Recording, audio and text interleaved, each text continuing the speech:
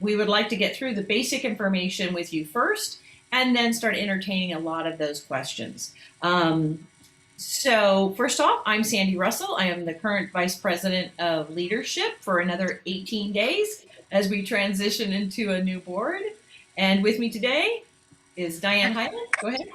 Hi there. I'm Diane Velasco Highland. I am the current District President and also have 18 days left. I want to welcome you to President's Part 1. This is part of a two-part workshop. We're glad that you're here with us, and we're hoping to give you some key takeaways about information and the big picture about PTA. We want you to be an empowered leader, and whether it's at the unit or council level, and we want you to succeed as a manager of your team.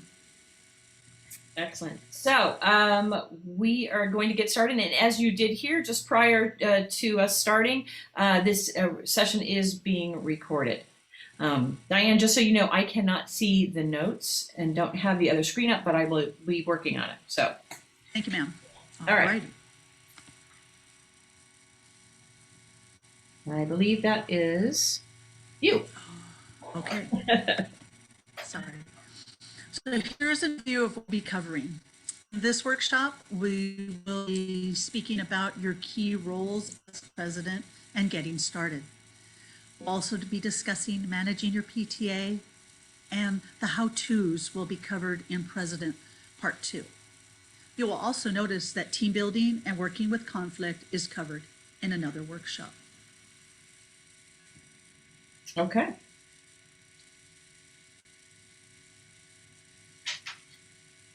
And this one is also you. We will be going to share some slides from the PTA Basics and Finance for All class to highlight some of the topics covered.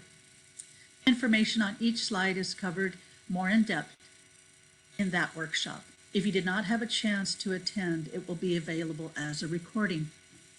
We encourage you to share the Basics and Finance for All and the Compliance class with your fellow officers and committee chairs. We are all fiduciary stewards of the organization. We want to let you know that we are utilizing the workshop that was presented at California State PTA. So some of that information can also be found at capta.org. So the PTA mission is to positively impact the lives of all children and families. We are the oldest and largest advocacy group on behalf of children and their families, and have been for 124 years. Most of you hopefully know all of that wonderful information, but we have to always let our folks know who we are. We've been around a very long time, and we are positively impacting the lives of all children and families. And let's remember to share that mission statement with our unit, with our membership at the association meetings. Okay, so let's talk about basic PTA setup, so that we're going to assume that some of you might be first-time unit presidents, and that's why you're here today. And so I want you to help understand the structure of PTA and some of the nomenclature that we have. So first of all, those of you who are at an individual school are often referred to as a unit, and most of you are within a school district are supported by a council. So if you're going to school, say in Glendale at Mountain Avenue Elementary, you're supported by Glendale Council PTA. And for those of us in the first district, which is where you're here today with all of us, we actually range from Burbank all the way to Pomona, kind of handling all of the foothills, if you will, in that area. And then of course we have California State PTA and National PTA. And we are all here to support you. This is a wonderful thing about PTA, is that we have this incredible network of support that is there to answer questions and to help you through anything you might need. So that's for the units that are in councils. And out of councils, you are typically supported directly by first district officers. And we help handle also with your human resources, your training, your support, your representation. You have support like you wouldn't believe. And the only bad question is the one not answered. or asked, the one not asked. And it's horrible if it's not answered, the one not asked. And basically, we have to remember for PTA that we're non-commercial, non-sectarian, and non-partisan, right? We represent all children and their families. Now it's you, Diane. Thank you, ma'am. Give me a second. So sorry. Okay. I have, there we go. Sorry. I went instead of these. So we've got, apologies. So your unit bylaws are the most important document that you will need to do your job. Make yourself a note right now to get a copy from your current board. If you did not have a copy, check with your council, or you can check with Patricia here at our district office. All executive board members should have a copy of your bylaws to be placed in their procedure books. I can't emphasize how important this is, and we'll talk more about it. It's a good thing to go through your bylaws as a board together once a year. It's a great orientation and a way to start the year. Everyone will be on the same page and have same understanding of what is required and when and whose responsibility it is. So why are your bylaws so important? The bylaws provide the basic information to help you run a PTA and to help keep you focused on doing good things for children. Your bylaws tell you how to define a member, how to become a member, the dues amount, and the due dates. Your unit bylaws state who the officers are, how and when they are elected, and what each officer does. They provide for the election of the nominating committee and state the basic responsibilities of each of the officers. Additional information can be found in the standing rules and the California State PTA Toolkit, which is available online. In the standing rules, you will find the members of your executive board are listed, the role and responsibility of that executive board, as well as the meetings of the executive board. The standing committees of your PTA are also listed, what they do, and how the committees are formed, and how chairman and committee members are appointed. Really, really important that your bylaws need to be reviewed each year and updated every 5 years. Hold on, sorry about that. I lost. How did that happen? Bear with me here, hold on. Okay. Okay. Thank you, so sorry. Are you still on? We're on your PTA GPS, yes. Excellent, thank you. You're welcome. And that is you. Yes, ma'am. Give me one moment here. So we just finished that up. As noted earlier, the bylaws, I can't tell you enough how important that is, that you review them and update them every 5 years. If that does not occur, there's certain things that happen. One, your unit or council is not in good standing, therefore you're excluded from participation in really fun things like reflections, senior scholarships, membership awards, and a variety of other things. So if you need help, sometimes bylaws are intimidating, but it's important that you reach out and we'll gladly help you with that. Okay. Ready for the next slide? Yes, ma'am. And I think that's still you for the next two. Yes, ma'am, it is. If you want to learn more about these required forms, we have a compliance workshop in the 3rd hour. But please note that these are all required by law. It's not PTA saying you got to do this. It's sometimes, whether it's California State, Office of the Attorney General, or the IRS, or any other regulatory organization. We want to make sure that we understand that these documents are required for all nonprofit organizations, which is what PTA is. And as president, you're going to need to work closely with your treasurer and your board to ensure that these forms are submitted in a timely fashion. So first off is your conflict of interest form, then the form which is either, depending on your income levels, a 990, a 990EZ, or a 990N. And then that would be your federal taxes. Your state taxes is the Form 199 or 199N, and that's with the California Franchise Tax Board. There's a form which is a RRF1-1, which we file with the California Attorney General. Then there's a Form CTTR1, which is also filed with the Attorney General, and that's a new form that we started having to submit this past July 1, and that's for PTAs with income less than $50,000. All right. I have a very sensitive computer. Sorry. I mean, I just touched my keyboard and it goes. Sorry. It's fine. And then the final is your workman compensation form that is due in January of each year. All right, thank you. Okay. Wow. And give me one moment here. Sorry. So the PTA positions, there's different levels. The required positions by the Secretary of State of California are, in its nonprofit law, have to have a president, a secretary, and a treasurer. All right. That's just, can't have a PTA without that. All right. Then what is required by PTA is a parliamentarian, an auditor, a historian, your site principal, and a teacher rep at the unit level.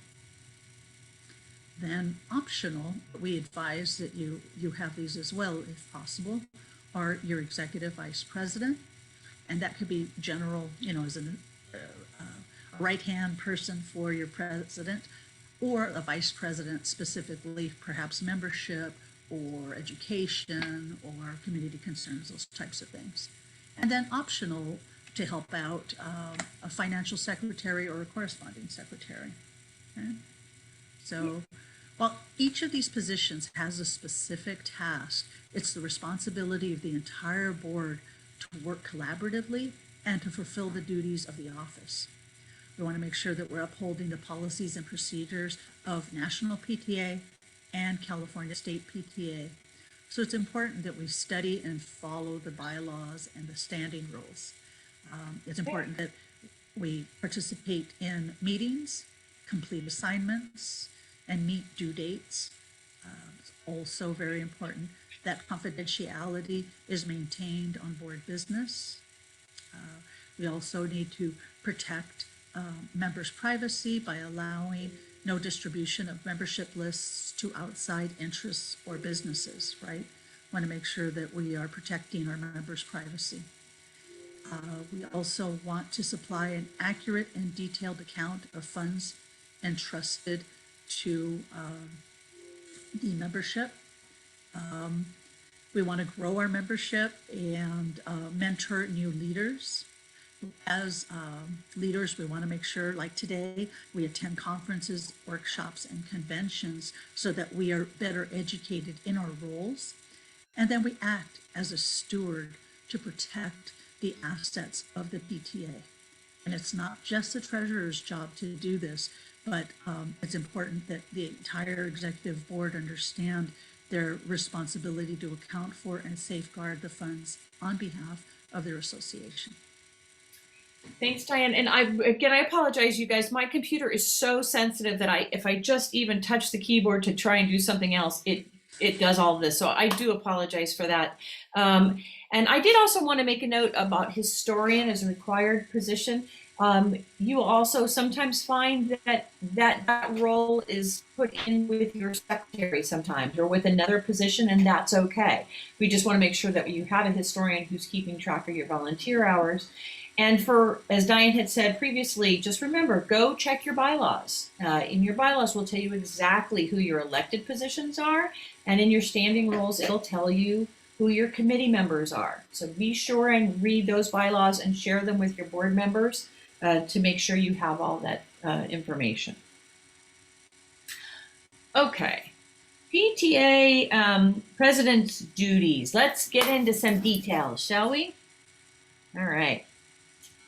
So, the overall job of the PTA President is to act as a communicator for your PTA with the school, the community, staff, and the families.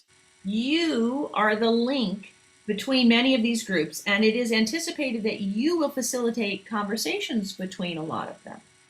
By keeping the general membership in touch, you earn the respect and trust of your community, and PTA will build influence to champion the interest of children and families. If you recognize and maximize the PTA's role, you will bring many benefits to your unit and council and in your community. This checklist provides an overview of the duties of the PTA President. These duties are stated in the bylaws, and a full description you can find in the toolkit on capta.org. You will coordinate the work of the officers and committees. The president basically is a member of all of these committees, except the nominating committee. The president is never on the nominating committee. All printed materials are to be approved by the PTA president and school principal and before printing and distributing. The principal is responsible for the accuracy of school information, compliance with the Ed Code, with school district policy. And the president is responsible for accuracy of PTA information and compliance with PTA policy. You are partners in this communication. You cannot leave the principal out of your communications. You need to work together. You also preside at all meetings of the executive board and the association, of course, and appoint a parliamentarian, chairman and members of committees as stated in your bylaws, and then your executive board ratifies these appointments. So you can't just say, I absolutely demand that Diane Hyland, be the committee member of napkins. Your board needs to make sure that they think Diane knows a lot about napkins, and that she will do a good job to make sure we get really good napkins.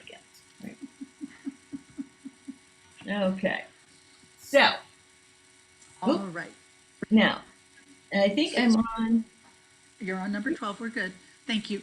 So the president's duties that are financial. So you want to make sure that you're familiar with and understand basic financial procedures as explained in the California State PTA Toolkit. You want to make sure that you're signing all authorizations for payments along with the secretary. As president, you sign contracts, and we're going to get more specific on that in the next slide. As stated in the bylaws, you are the only one authorized. Sorry, here's some background noise. Sorry. So as I said, we're signing contracts. We are going to get specific on that in the next slide. Thank you. As stated in the bylaws, you are the one of the authorized check signers for your PTA. I'm going to mute for a second.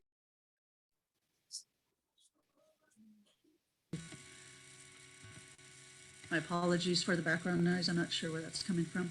As stated in the bylaws, you are one of the authorized check signers for your PTA. They include the president, the treasurer, and one or two other elected officers, excluding the secretary and the auditor. Never, ever sign a blank check. As an authorized check signer, you can't be related by blood or marriage or reside in the same household as other authorized signers for your unit's financial accounts. In addition, the president works with the treasurer and the auditor to ensure their financial reports are completed, approved, and submitted to the council or district PTA by their due dates.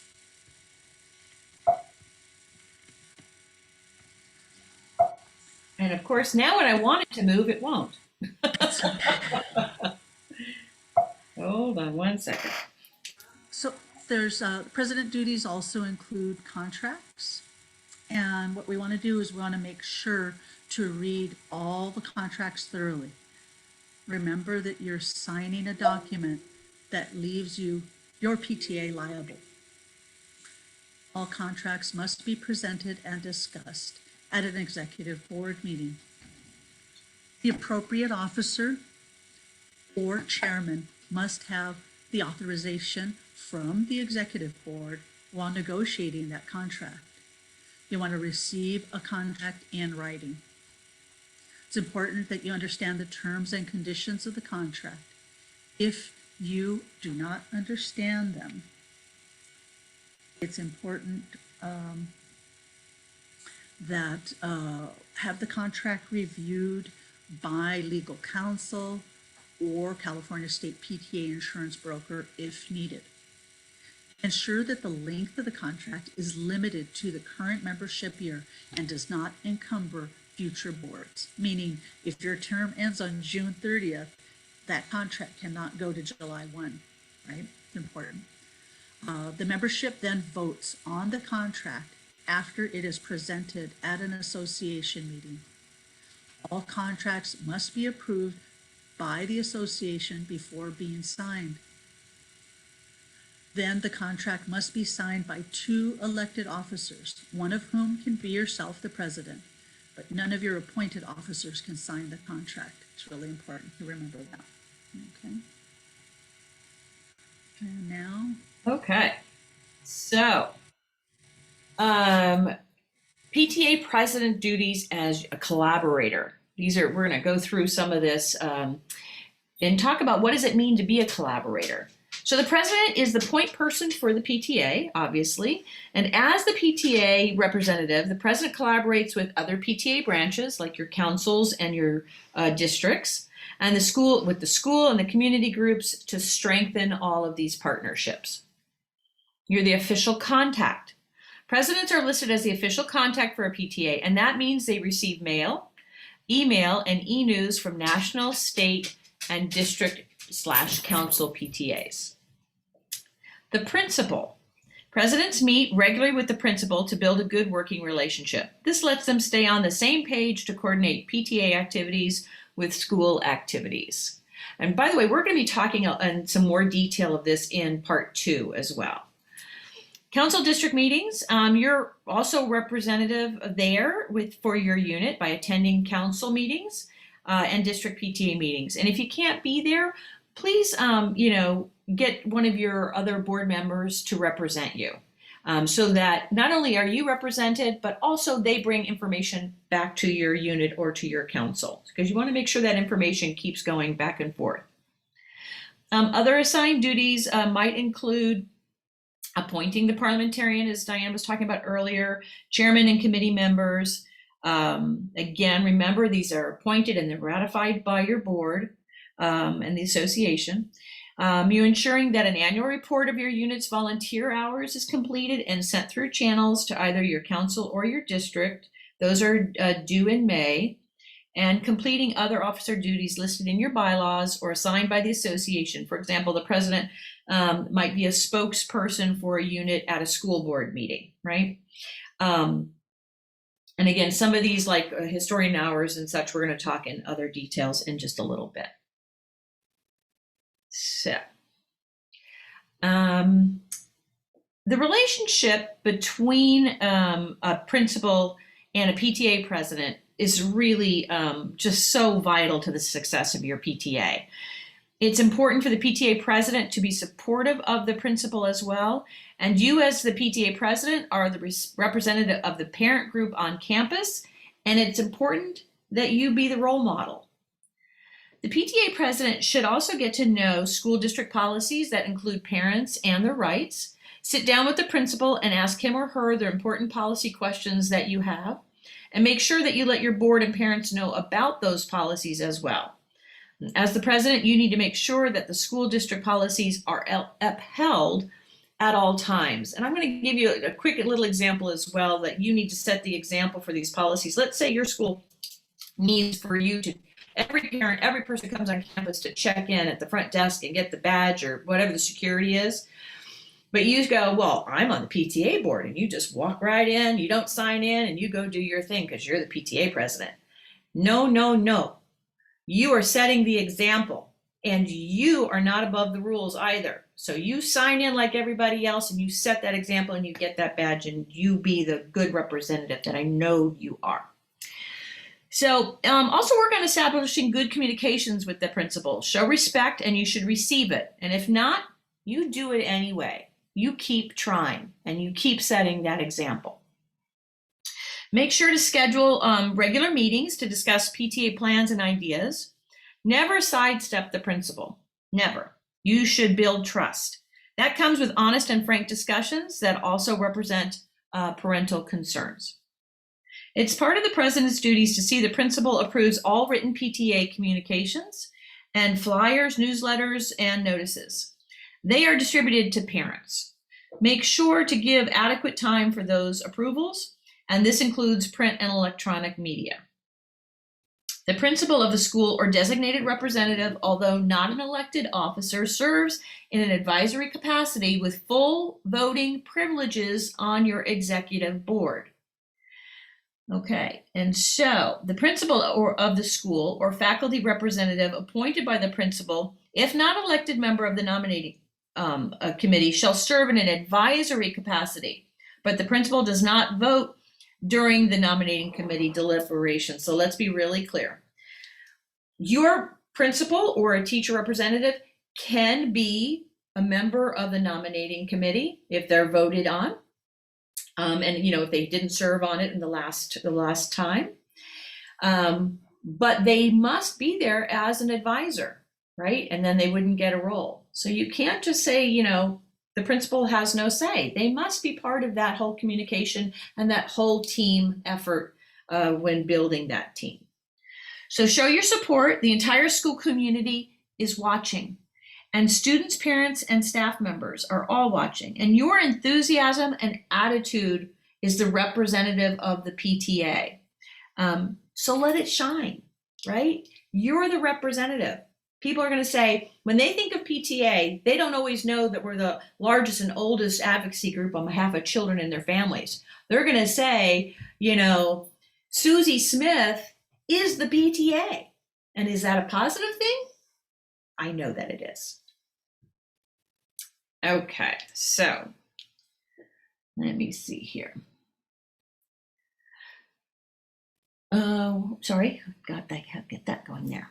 So president and principal, and you have these joint responsibilities. The two leaders share these responsibilities.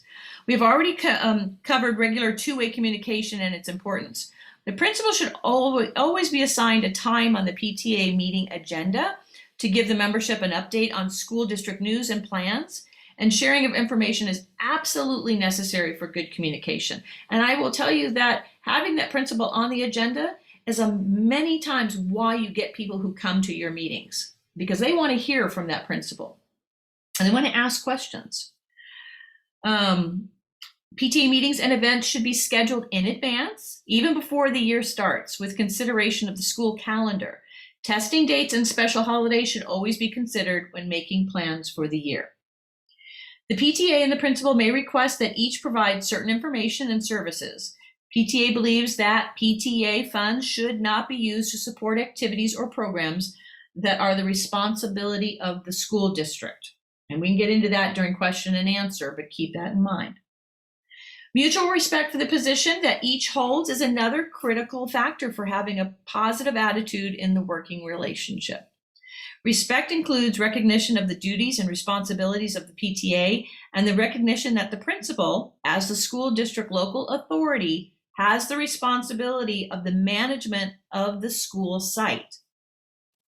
Promoting family engagement is one of the purposes of PTA. It is also a requirement for school districts to do so as well. Therefore, this should be a joint effort. It is the job of the principal to see that the curriculum is followed by his or her staff. Discussion should be held with the principal to see how the PTA can support the curriculum by sponsoring events or school programs. So, PTA planning. There's 5 steps that we've got listed here to help get you started. So following these steps provides an opportunity to get more people actively engaged in PTA at the start of the school year. Getting people involved early gives them ownership and generates a buzz about PTA on campus. As part of your outreach, use a survey maybe, listing kinds of volunteer opportunities throughout the school year so that everyone can sign up to help. As soon as an election takes place at your PTA, your board-elect can begin to meet. You do not need to wait until July 1st to start your planning. Obviously, you're not going to be able to do any voting or implement anything until your term starts, but you sure as heck can get together and start that whole planning effort together. And whenever your PTA has officers, these are steps to take in planning for your PTA. So hopefully by now you've got your board in place and you guys are getting ready to go. We keep saying July 1st because the vast majority of you start your fiscal year July 1st. Some of you, it may vary. It might be a little different. It might be June 1st. Check your bylaws and you'll know. What did that yellow circle say? The yellow circle thing. That's a good question. Hold on. You know what? I can't go back. Diane, do you have it?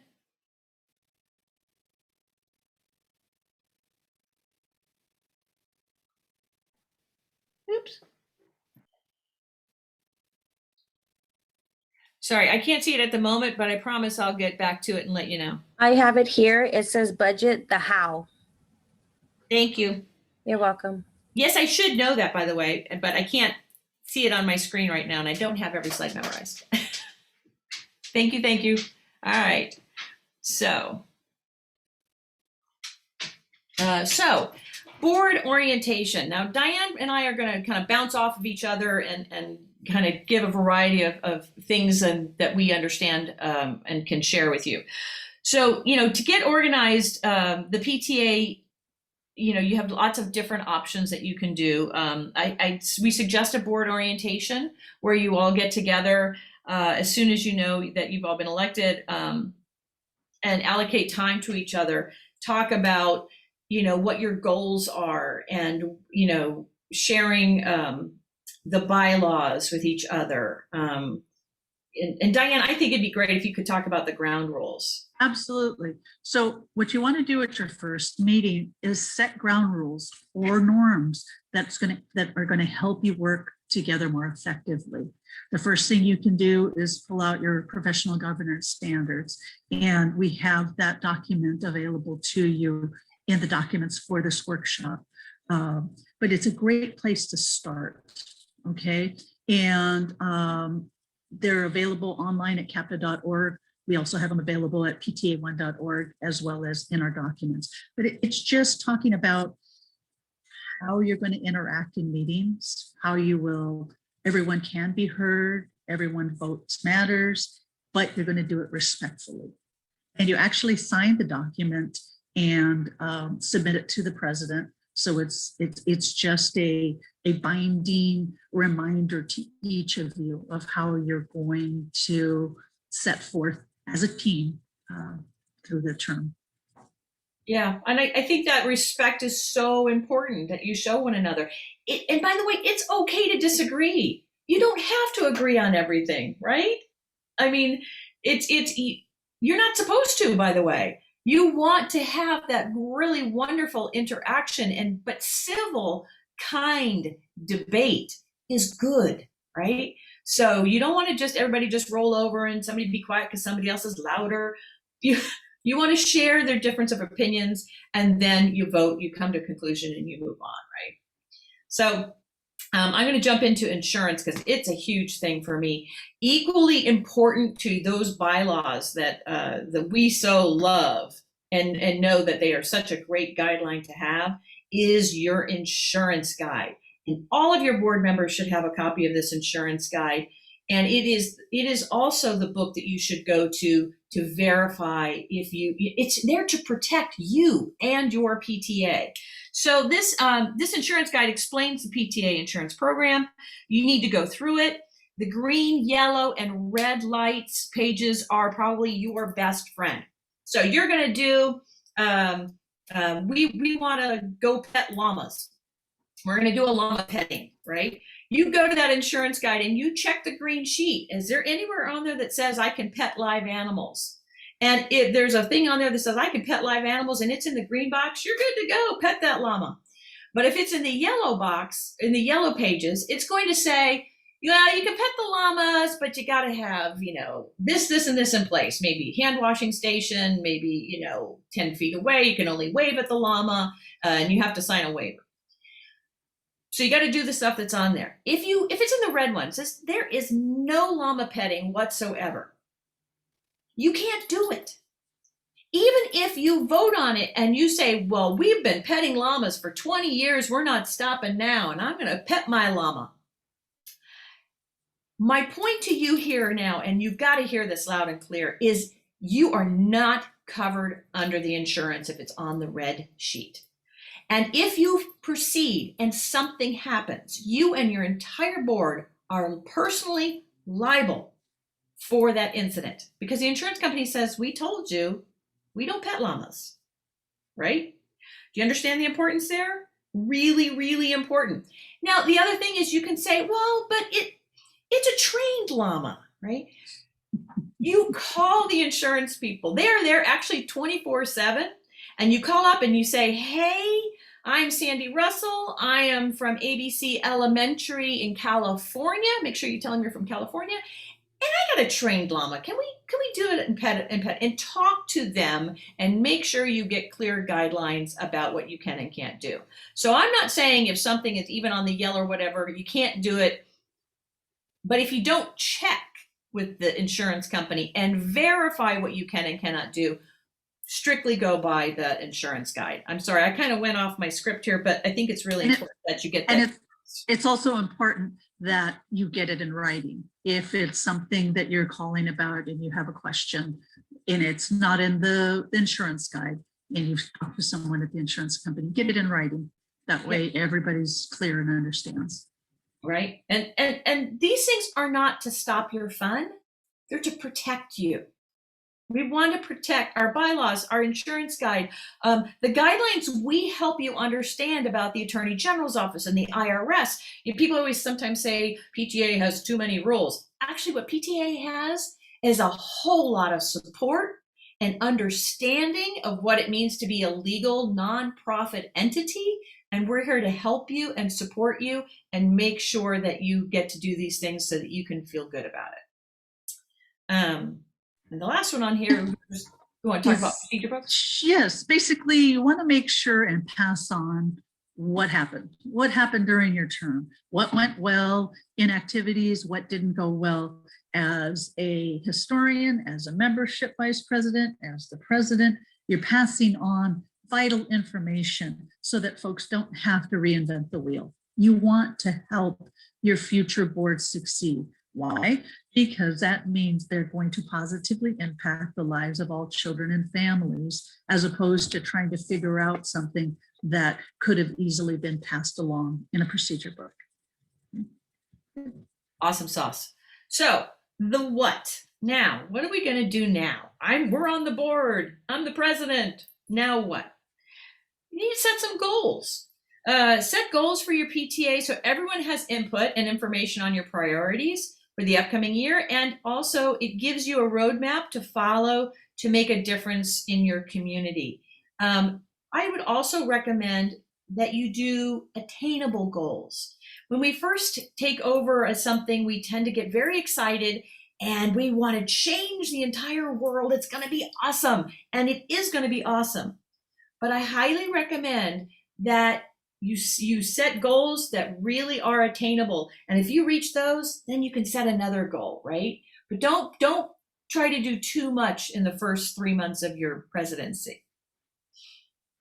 And the executive board has that responsibility, right? We're for setting those proposed goals, right? So we want to make sure that depending on your organization or your association, you may have a separate program committee whose main job is to come up with ideas or make recommendations for your PTA programs that align with those goals, whether it's the goals of the school or the needs of your community, right? Right. So yeah, absolutely. And planning what PTA activities you organize also determines what your calendar is going to look like.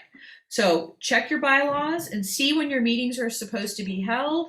Look at your school calendar with your principal. Make sure that you're not in conflict with something. The last thing you want to do is be in conflict with something that the school's doing and you're competing for attendance. Or major holidays, right, that you didn't know about, that weren't on your radar. I remember I planned a big Founders Day event, and for some reason, this was years ago, I did not know it was the start of Lunar New Year.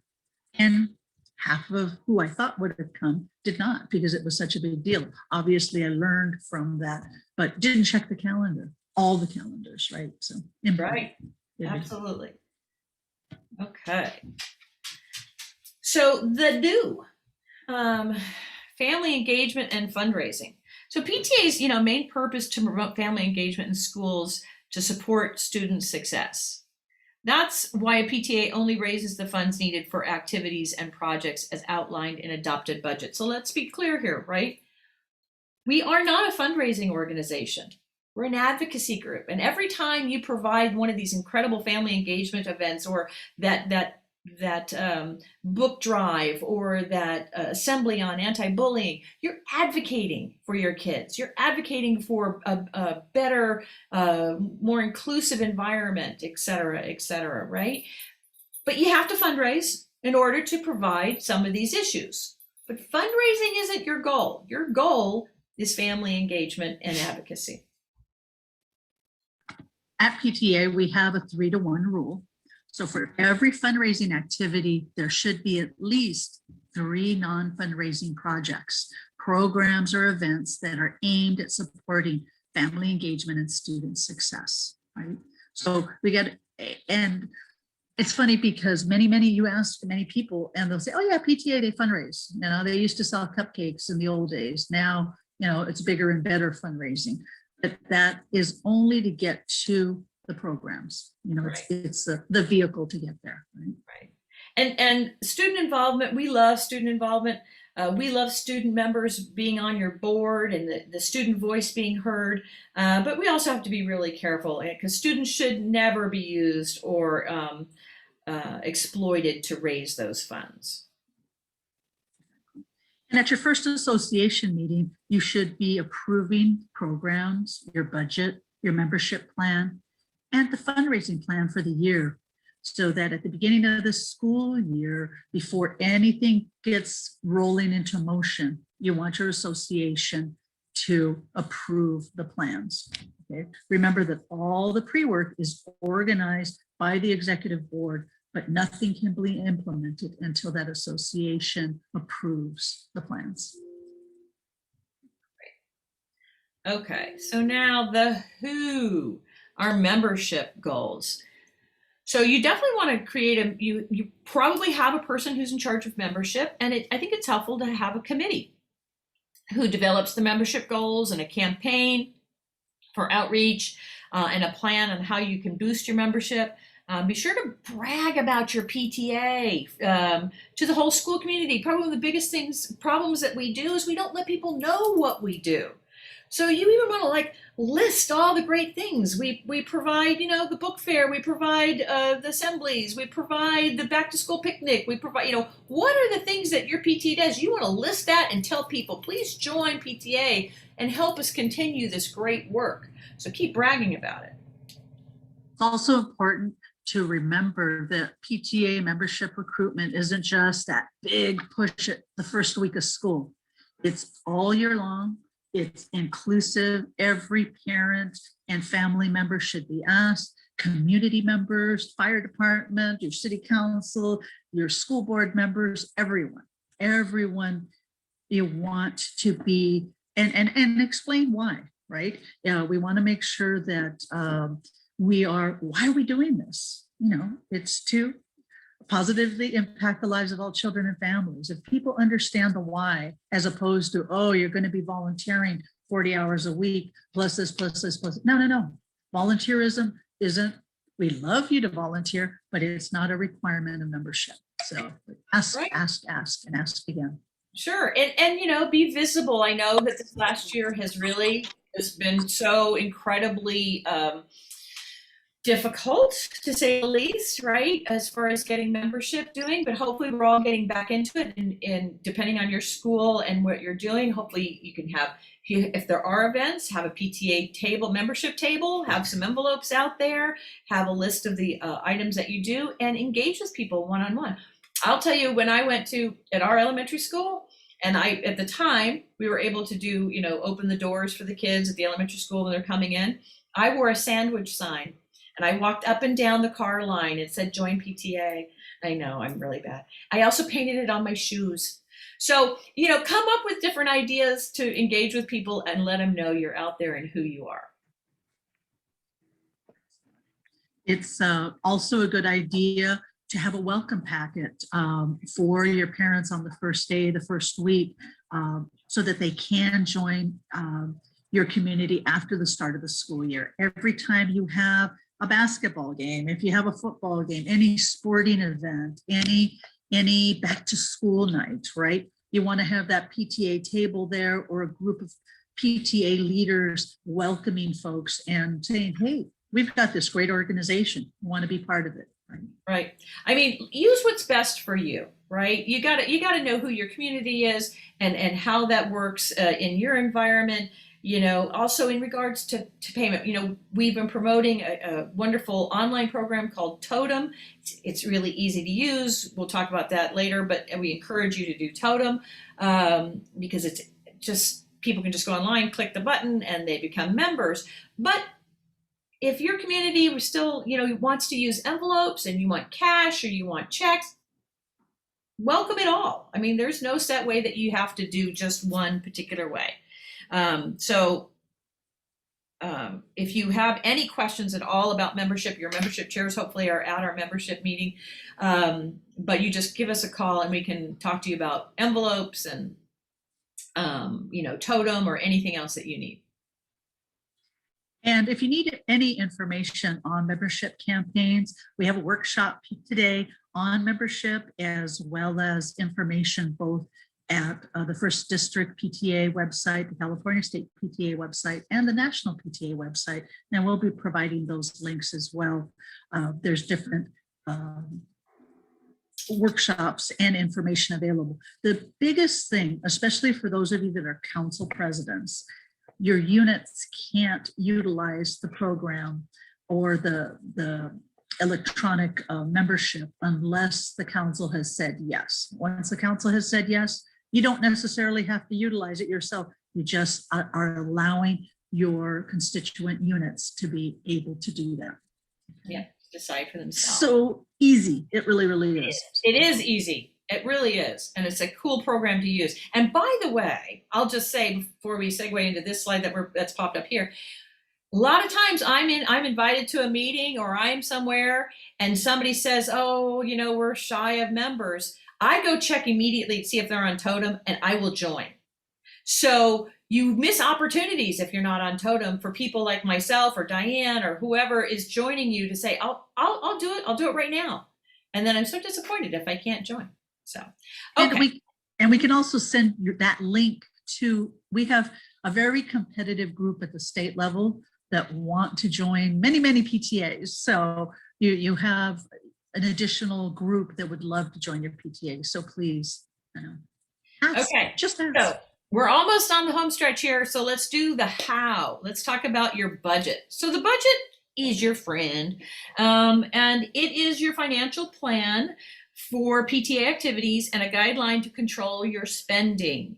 Decide first on your programs and activities and then how you will fund them.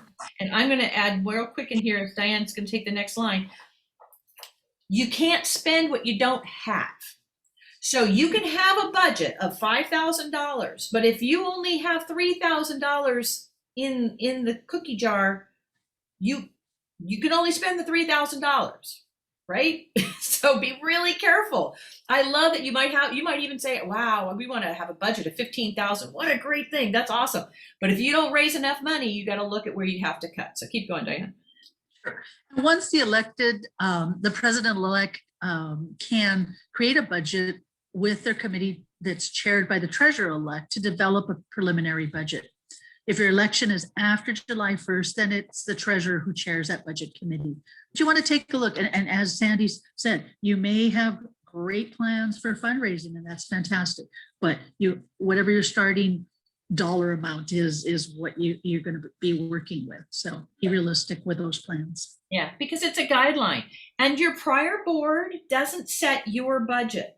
But, however, obviously it's a great guideline, and I know, like, often for us, we'll have the president and treasurer meet with the new incoming president and treasurer, and they talk about it, and they talk about what worked, what didn't work, how did it work out? You do a budget to actual, right? And you work together. But that previous board, just because the previous board had a budget of $20,000 doesn't mean you have a budget of $20,000, right? Your goals might be different. So, and also, as your PTA is in the planning stages, all of the information on programs, events, and fundraisers is going to be submitted by the board and then used by the budget committee. So it's important to get input from the entire board on that budget. So as an example, I'm going to be the incoming education vice president. So I have ideas of what I want to do, incentives or whatever the case may be. I put my plan together, present it to my board, and then we vote on it, saying, yeah, I think we should allocate this much money for that program, or no, that seems a little much. Maybe we should allocate the dollars to something else. So, right. And, your treasurer takes the lead on this, of course, and gathers all the information of what they know from the past, what they know moving forward, and then presents all that to the committee and the executive board, and then ultimately the association. So income equals expenses. So estimate probable income from all your sources and balance income with the expenses, what I was talking about just a little bit ago. So make sure you present a balanced budget between the income and the expenses. And then as that preliminary budget is developed, this is then presented to the membership by the treasurer-elect at that last PTA meeting of the school year. And this lets the board-elect cover routine summer expenses as outlined in the bylaws or in your bylaws. As well, you want to remember to get authorization for summer spending by the new board at the last association meeting of the year. Really important. Yeah, and so, but remember, the budget is a plan, and it can be changed or modified with a 2/3 membership approval at any point during the year at an association meeting. So let's for example, let's say you wanted, you allotted $1,000 to do your book fair. Okay. And as your book fair chair is working everything out, he or she comes back to you and says, well, here's my budget of $1,000. However, I'm going to ask for $100 more because we're wanting to do X, Y, Z. And they give the full explanation, and they're saying before they spend it, by the way, I would like to have an increase of $100. And so you look at their explanations, you decide if it is an accurate and an expense that you want to incur, and you then bring that forward to the association that you want to change the budget from $1,000, increase it $100 to $1,100. It's really important that all of your people understand that before they spend any extra money. So if they were already released their money for $1,000, that's all they are released to spend. If they spend $1,100, they've overextended and may not get repaid that $100 because they didn't ask for the approval ahead of time. We can get into that later. So, wow, we're here. All right. Questions and answers. So I'm going to stop sharing so I can, yay. All right, I'm going to go to gallery. So now what we'd like to do is answer some of your burning questions. Now, again, and we're going to eventually go over into part 2 where we get into some details about how to actually run a meeting and, some of those fine details with you. But any of the stuff we just talked about, how can we help answer your questions? We can do this two ways. You can put your question in the chat, or you can raise your hand and we can call on you. We would prefer if if you've got an issue at your school that's a really long, detailed story and you need help with something, we are happy to do that, but this is probably not the forum for it. But if you have a generic question about something that we've been talking about, we would love to entertain that and share with the group. So you can start writing in the chat, or you can raise your hand. I see, let's see, Tiffany. Hi, good morning. Can you Good hear me? morning. Yes, I can hear you. Yes, I have a question. You mentioned about principal has a full voting privilege. Does she or he count as a quorum? Like if she's Yes. there, she count as a quorum on the Yes. executive board, right? Absolutely. They count as Okay. quorum. Yeah. Oh, cool. Okay, thank you. That's my question. You're Thanks. welcome. All right. How about Jennifer? Jennifer. There you are. Swan? Yep. Sorry. Hi, Jennifer. Morning. I hope this is generic, but if we do small little like artsy programs where we just want to get reimbursed for costs, does that kind of thing have to be submitted through the PTA budget, or can parents like pay it back to the person that bought the items, like Venmo it? Does that Well, make sense? Yeah. So I'm going to have Diane chime in as well. If this is an actual PTA event or program, then you need to make sure with the executive board ahead of time what the budget is and how much money you have to spend. Okay, and you would only get reimbursement from the PTA based on that guideline. If it's not a PTA event, then we don't have any say-so in it. Does that make sense? Yes, thank you. Okay. But you would never take payment from parents directly as a PTA member doing a PTA event. You would never take money directly from anybody. That if they're making a donation, it goes to the PTA, and PTA has their procedures for how they reimburse you for those supplies. Diane, is that clear?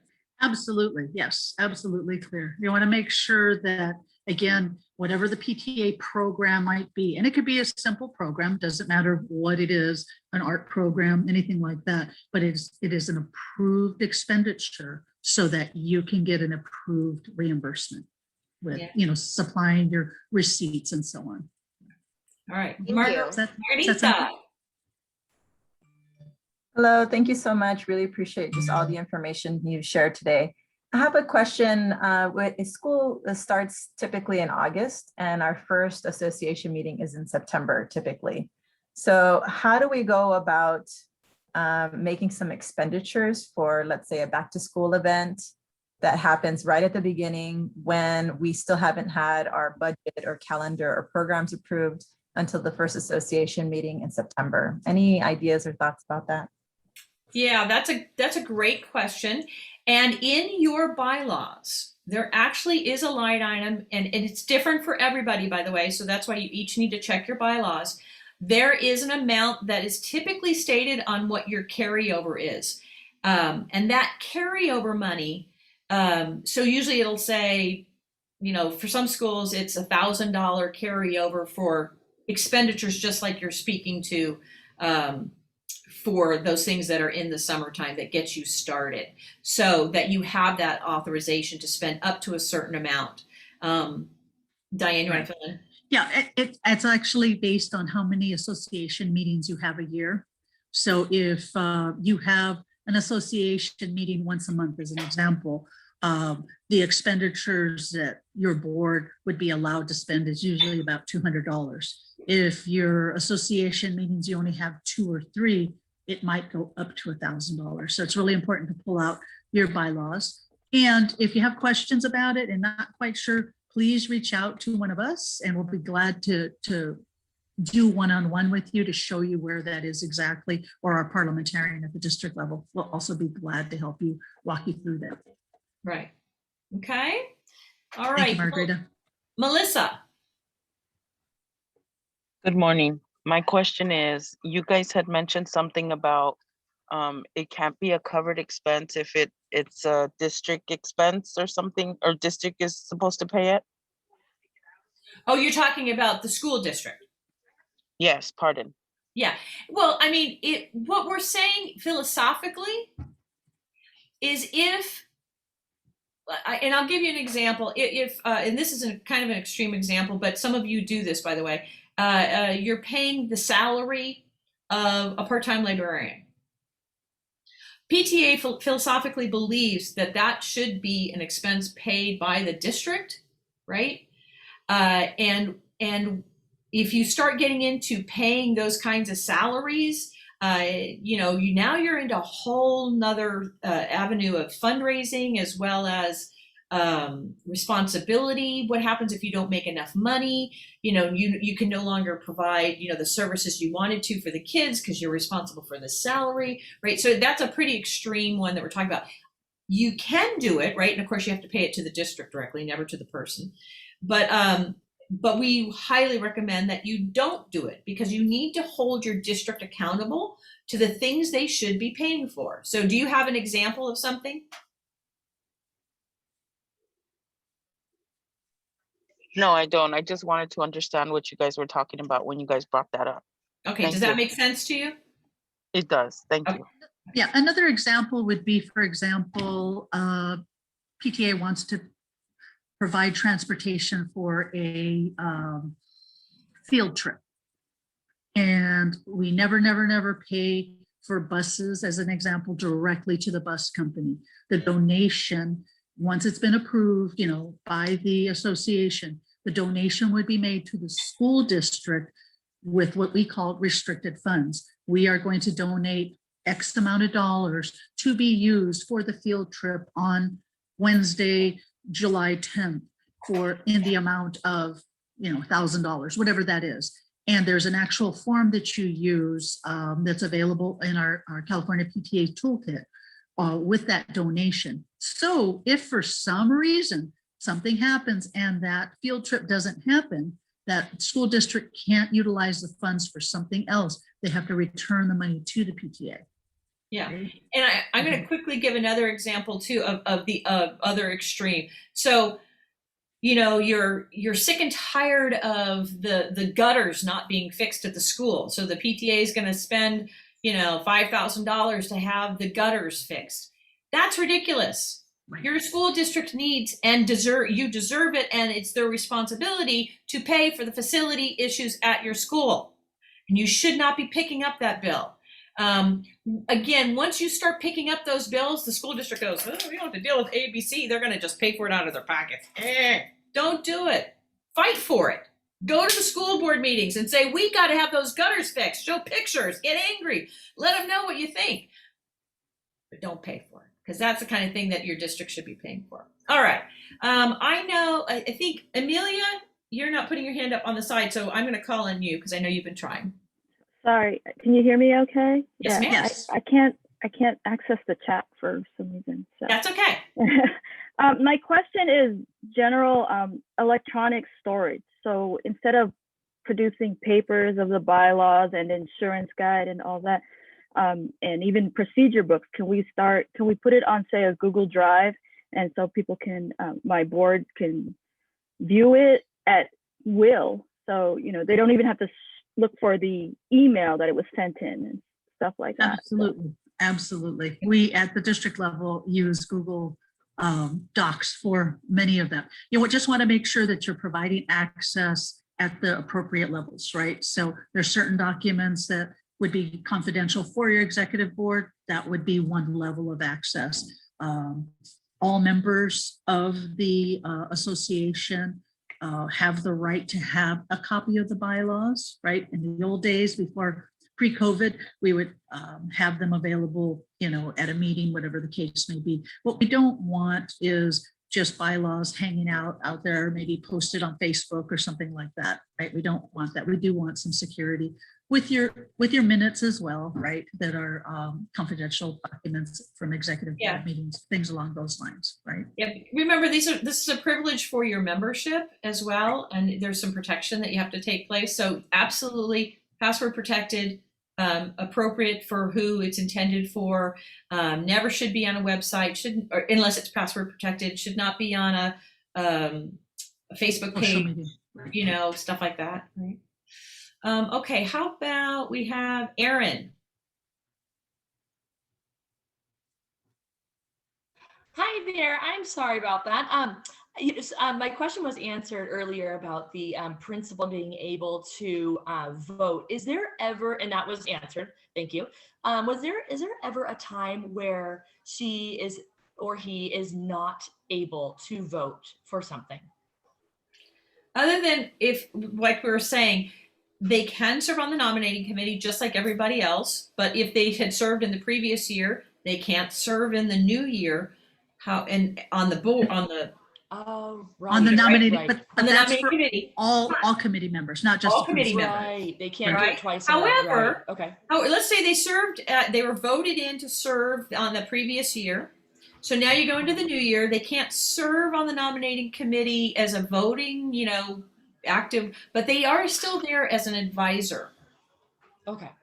Gotcha. Okay, that I remember there was one instance a few years ago where that was the case, and I was like, "Oh my gosh, what were the terms under that?" That answers it. Thank you so much. Right. Okay.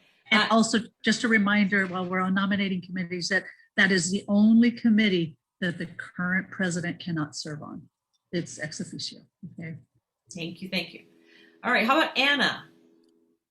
Hi, yeah, I just want to ask, in addition to the question earlier about the district we paying for the district, but this is in terms of schools. So, like an example, we have like a school sponsored, not school sponsored, but schools doing like an award. So teachers will be picking some students for awards for doing excellent stuff. So my question is that something that the school has to pay, or the PTA can actually pay for, like the awards, the gifts, or if there's some kind of like food or something during that event? Yeah, go ahead, Diane. It depends on, again, if it's a planned event, right? One of your programs that maybe your hospitality group is going to be hosting, and it's been approved first and planned by your executive committee or the committee that's handling it, and it's been approved by your membership ahead of time, absolutely. If it's an after the fact, we decided to have pizza for everyone and we want PTA to pay for it, no, that's not how it works at all. It has to, again, all of this is pre-planned. Even if it's an emergency type of thing, it's still, you have to bring these expenditures to your association to approve. We're not an open checkbook. Exactly. So the event can't be something that the school, like let's say student of the month. It's something that the school does, and then we want to provide the gifts. It's okay as long as it got approved. You're saying, as long as it's in the budget. Yeah, be very careful of the term gift. There's very strict guidelines in the toolkit and in also a nonprofit rules and regulations on what gift is. But and that take us into a whole nother realm that we're not going to do right now. But what Diane is saying is, if your school does something and PTA wants to participate, and it's all done ahead of time, that there's an understanding that PTA's participation is going to be this, and it costs this much, and your association approve it, that's fine. But we'll have to get into the term gift in a little while later, because we don't gift people all the time, right? Okay. And Sandy, we have a lady by the name of Teresa Antunes that has had her hand up for quite some time. Teresa or Teresa, would you like to ask your question? Yes, thank you. You have to unmute, Teresa. Teresa, you're muted. There you go. Did you want to ask your question, Teresa? Quería preguntar. sorry. It's okay. Yes, but can you hear me? Yes. Now, yes. Okay. Sorry. I was trying to use my earphones. Okay, so I know that some of the question was answered. I know like I'm new to being the president this year. I've done president before, but one of the questions is that nothing can be approved, like contracts or fundraising, until we have our association meeting. We also start in August, so usually our association meetings are not until September. One of the things that I'm trying to find out is when I was invited to join, like with the new board and everything, I was sent an email about the fundraising company that they were using before. How would I don't know if it was approved for this incoming school year that's coming up, or if it was a previously used. So how would I do that to change it? Do I still have to go and wait for the association meeting for that to be approved? So I'm sorry, clarify for me again, what is the entity that you're wanting to use? Okay, so when we had a fundraising company that we were using, or that the school was using last school year, they sent me a link or information for this coming school year to use them again for fundraising. I was also sent this information by the president. So I don't know if I need to keep using this company until our next association meeting, because that's one of the things that we try to push forward is the fundraising, because it is for a junior high and we have other committees that want to fundraise. So do I need to wait for the association meeting to approve a new company, or do I just keep using this company, and then once we have an association meeting, change it for another change the company for spring fundraising? Yeah, okay. So great question. And Diana and I are both going to break this down for you. So first of all, the previous board cannot encumber decisions onto the new board.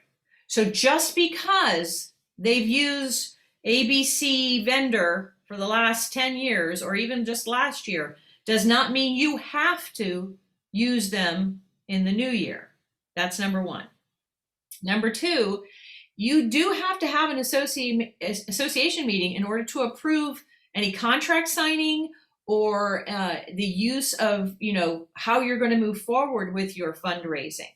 My recommendation is a couple of things. One is that you need to adjust your calendar to have an association meeting as soon as you possibly can when school starts, so that you can kick off all of these things that you need to do right away. Now, if that's not in your calendar, you can work on your bylaws to change that. But the other thing is that you can put out with 30 days notice that there will be a new association meeting, and make it for August, so that you can then work with your board ahead of time and come up with all the things that you need to have approved. It's really a critical path for all of you to look at your calendar, know where your association meetings are, and know what it is you need to have approved at those association meetings so you can continue to function between association meetings, right? Really important, because it's your association meeting that is the critical path for proper approvals, not your board meeting. It's your association meetings. So, typically, because elementary schools do so much, they have so much activities, a lot of elementary schools have a monthly association meeting so that they can make sure that they get lots of, they get stuff approved every single month. Now, some of you go, oh my gosh, people wouldn't show up. You'd be surprised if there's something consistent that happens. Diane, you want to add to that? Sure. You could call a special association meeting if you wanted to, and I believe that is 10 days notice. If you wanted to put forward a special item of business, right? So if you're, I know that most of the middle schools and elementary schools like to do this at a back to school night, right? Because you get more participation. But if it's something that is pressing that needs that association approval, you can call for a special meeting once school begins. Yeah, and I was kind of alluding to the same thing when I said 30 days notice, because you've got that time right now. You know when school's coming back into session. Maybe it's at your howdy coffee, because sometimes back to school nights are a month in, right? So whatever works out best for your calendar to start getting all of your stuff lined up and going. But you do not have to use anybody or anything or any program that your previous board used. This is your new term. This is your new ideas. You can, I mean, a lot of times, right, it's tradition and we love it. It's wonderful. But sometimes it's time for some things to go, and that's okay. So, all right. I hope that answered your question. Susanna? Yes, hi. So I have one of the questions, and my main question is like, what happens if one parent decides to be PTA president and vice president during 7 years? So for 2 years vice president, 2 years president, like, and keep going and nonstop, like, we haven't seen nothing on the bylaws that will impede, forbid that. And we just want to know we don't get like stuck on some kind of issue on that aspect. Right. So what we'd like to do is have you reach out to Diana and myself separately from here, and we can have that discussion with you. But basically, it's why it's so important that you actually bring in a nominating committee, you know, early on, like usually December or January at the latest, and you have that legal nominating committee in place that's been, you know, voted on. And they then assess who are the best people to hold the next positions. Because the same person should not just be rotating the positions back and forth. And if you have a nominating committee, you can usually work that out. But if that's not happening at your school, if people are just assigning themselves positions, then that's a serious problem, and it's a serious violation of your bylaws. No, we do have a nominee committee and everything goes by the book, but like, for example, this year, it was understandable, like there was no parents involved during association meetings and PTA meetings or anything like that because of COVID. So it was really hard to get any people whatsoever in any meeting whatsoever. So we kind of understood and we kind of let it go, but counting my years on PTA member, and it's going to be saying 7 years for the same person. I was like, okay, something is going on, you know? Yeah. Thank you, Susanna. We'll put our email addresses in the chat, and I will also reach out to you. Okay. Thank you. Yeah. All right. We're 9 minutes out, so we're going to keep going here with Mariana, Christina, Nora, and Erin in that order. Does that sound good? Yeah, and I'm going to ask Patricia if you would put mine in the chat. For some reason, my chat is only letting me talk to the waiting room. Got it. I can do that right now to everyone. All right, Mariana? Hi, good morning. Just a quick question. I was wondering, I've seen it before. Does the agenda needs to be approved in every meeting? And do we need to ratify the actions of the treasurer in every meeting?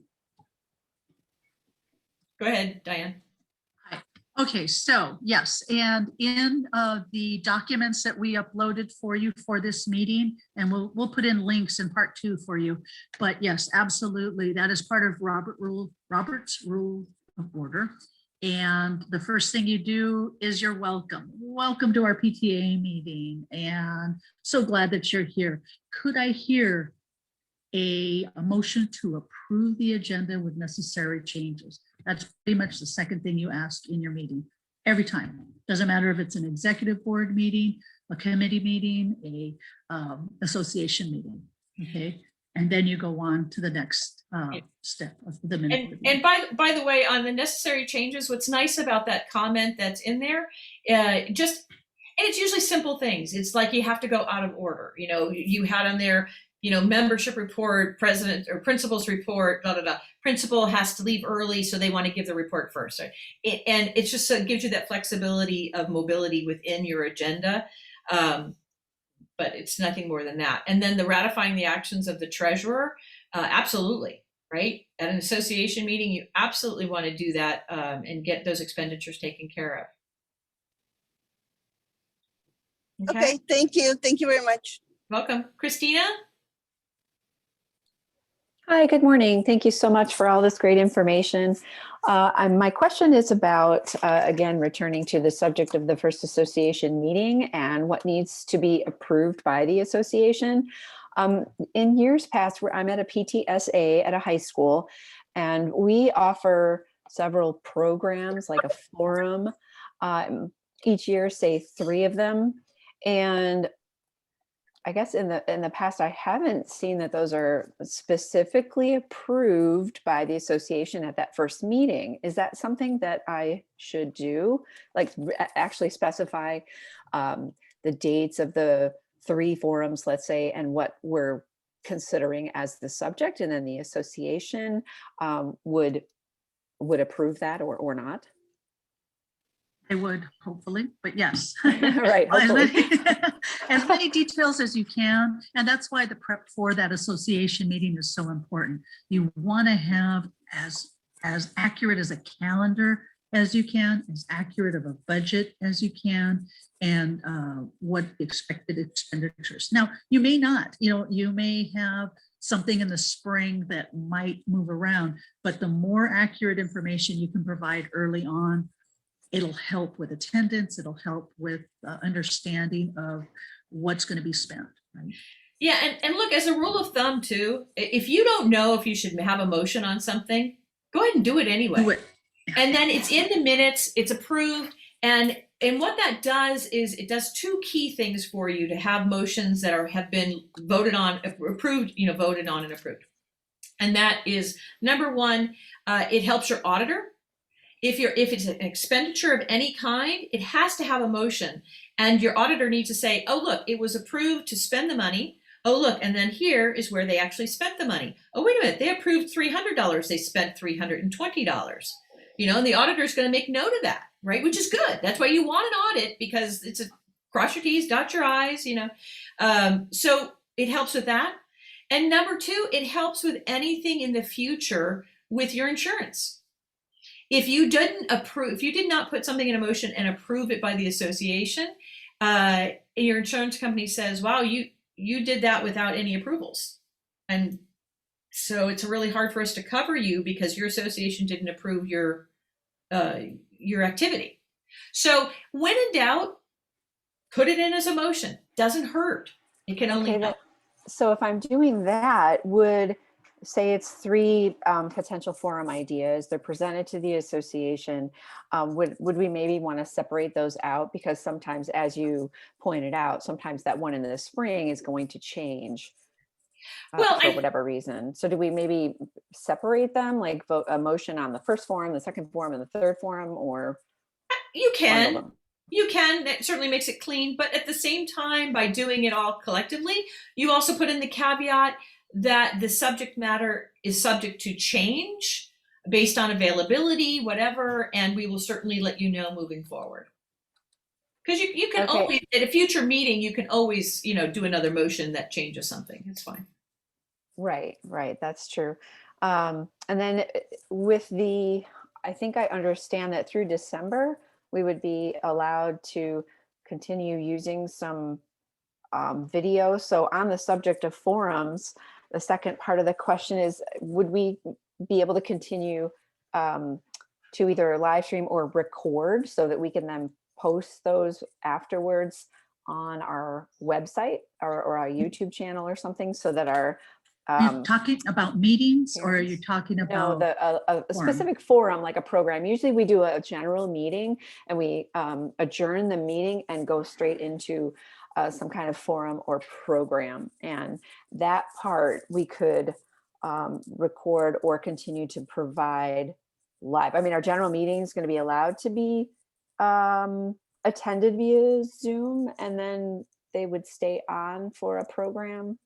Yeah. Or Go if ahead. not, could we just record the program and then make that recording available after the meeting? As long as you get the approval ahead of time, you know, like maybe a sign up of some sort so that people know that they're going to be recorded, right? You have to have approval. Say, for example, if I didn't have approval ahead of time for this workshop, I couldn't record it. But we got it in writing from everyone. They checked off the box. So that would be the caveat. For the presenter would need to approve. It would be more like a webinar format where the attendees would not be recorded, but like the presenter, yes, would need to agree to be recorded, right? And then That's right. That's right. Yeah, you've got it down. It's just that you really can't record meetings per se, and you wouldn't want that going up anywhere. Right. No. But your presenters for sure, as long as they give their approval, and it's all, and you should also always state it ahead of time and then put it in the chat that this meeting is being recorded for future use, just in case if at the end somebody is asking questions and their voice is on or their picture, that they know that as well. But that's totally different. Okay, thank you. And we got time for one more quick question, and I think that's Laura. Nora, yeah.